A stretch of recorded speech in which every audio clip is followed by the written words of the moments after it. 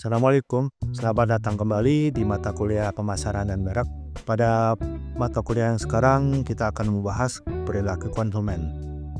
Hal ini menjadi mata kuliah P5. Oke, yang kita akan bahas dalam pelajaran sekarang adalah proses pengambilan keputusan konsumen. Perilaku konsumen merupakan bidang studi yang mempelajari bagaimana individu, kelompok, atau organisasi dalam memilih, membeli, menggunakan, atau membuang barang, jasa, ide, atau pengalaman untuk memenuhi kebutuhan dan keinginan mereka. Hal ini sangat penting dalam dunia bisnis karena membantu perusahaan dalam merancang strategi pemasaran yang tepat dan efektif. Proses pengambilan keputusan konsumen melibatkan beberapa tahap. Ya. Yang jelas, pertama adalah pengenalan masalah. Kemudian yang kedua pencarian informasi. Yang ketiga adalah evaluasi alternatif. Yang selanjutnya yang keempat adalah keputusan pembelian. Yang kelima adalah perilaku pasca pembelian atau post purchase behavior. Yang di sini yang kita bahas adalah proses pengambilan keputusan konsumen yang berdasarkan logical, ya. Bukan yang kita bahas ini tidak melibatkan keputusan yang emosional dan impulsif. Itu hal yang lain lagi.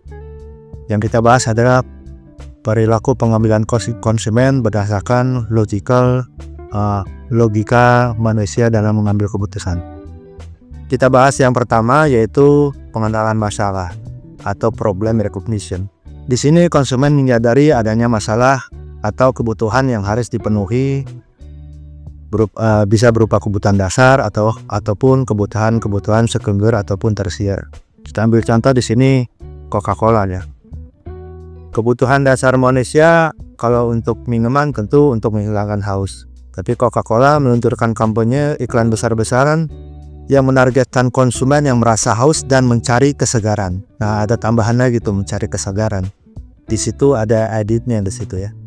Jadi dengan iklan seperti yang dilihat di slide gitu, ya, di situ bisa menggambarkan Coca-Cola itu merupakan minuman yang menyegarkan. Jadi diharapkan konsumen akan merasakan bahwa mereka bila meminum Coca-Cola itu bisa menyegarkan mereka pada saat cuaca panas ataupun pada saat mereka butuh kesegaran. Tidak hanya sekedar minum saja. Selanjutnya, setelah mengenali kebutuhan mereka, konsumen tentunya akan mencari informasi terkait dengan produk atau jasa yang dibutuhkan, yaitu information search, ya. Bisa melalui berbagai macam jalur, ya. Terutama di zaman sekarang di mana jalur informasi itu sangat beragam dan sangat masif infonya, ya. Contoh-contoh sumber itu adalah bisa dari pengalaman pribadi, ulasan online, rekomendasi teman atau keluarga, hingga iklan di media sosial maupun media-media mainstream. Contohnya untuk Samsung Galaxy, ya, kita ambil satu produk yang sangat terkenal untuk media smartphone, ya.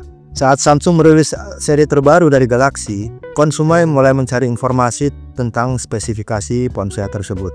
Bisa membaca ulasan dari pengguna di berbagai situs teknologi, kemudian bisa melihat video review, atau secara fisikal mengunjungi toko, menanya langsung kepada tenaga penjual di situ, SPG, SPB di situ. Kemudian di situ ada informasi macam-macam, ya, tentang berapa jumlah baterainya, teknologi yang menggunakan chip seperti apa, dan berbagai keunggulan lainnya. Tentu informasi ini akan dibandingkan dengan produk atau merek-merek yang lain sehingga dirasa bisa memenuhi kebutuhan atau keinginan konsumen.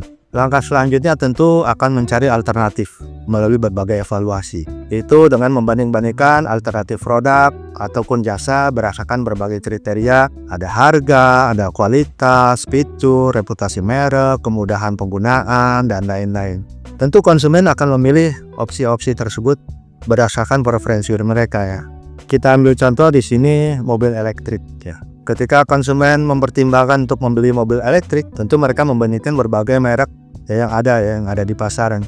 seperti Tesla, Nissan Leaf, BMW i3, Hyundai EV, dan lain-lain.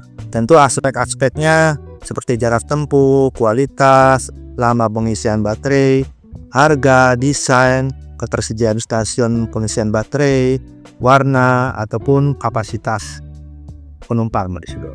Yang menarik di sini untuk mobil elektrik, karena ini satu teknologi baru, ada beberapa kemudahan yang diberikan oleh pemerintah, seperti insentif pajak atau promo dari pemerintah, atau kemudahan melewati ganjil genap, ataupun kemudahan untuk mengisi data, mudah dan murahnya mereka mengisi charge listrik untuk mobil tersebut.